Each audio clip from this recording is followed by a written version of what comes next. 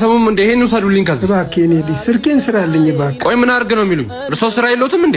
እኔ ስራ በዝቶብኛል፣ ይሄዱልኝ ከዚህ። ምን አለ እኔ ልጅ ብር እኮ አለኝ እከፍልሃለሁ። አሁን ይሄዱልኝ፣ ስልኩ ምንም አልሆነም። ስራ ያስፈቱኝ። ልጄን እኮ የማገኘው በዚህ ነው። እባክህ በፈጠረ ከዛሬ ጋር 3ኛ ጊዜ ነው የመጡት። እኔን ስራ ያስፈቱኝ ነው እንዴ? እኔን ስራ ሰርቼ እኮ ቤተሰቤን ነው ማስተዳደርበት። አሁን ይሄዱልኝ ከዚህ።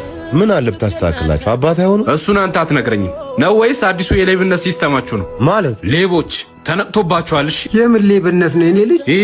ሂዱ ከዚህ ስራ ታስፈቱ። አይ ምን አባቴ ተረጋጉ። ምንድነው? እኔ ማግዙት ነገር አለ። ስልኬ ተበላሽቷል። ይሄው ወር ሞላ። እሺ እስኪ አምጡ ሊሉት። ይሄው አይጠራም ስልኬ።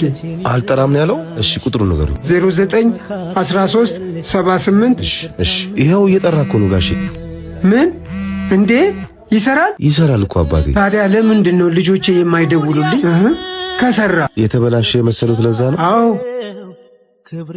ልጄ ምን ሆኖብኝ ነው ታዲያ የማይደውለው? የብዙ ነገር ዋጋው የሚገባን ያጣ ግን ያ እስከሚሆን ባንጠብቅ ፈጣሪ የሰጠንን ጊዜ በአግባቡ እንጠቀም። እስኪ ደውል አባት፣ ደውል እናትሽ። ምን አላችሁ?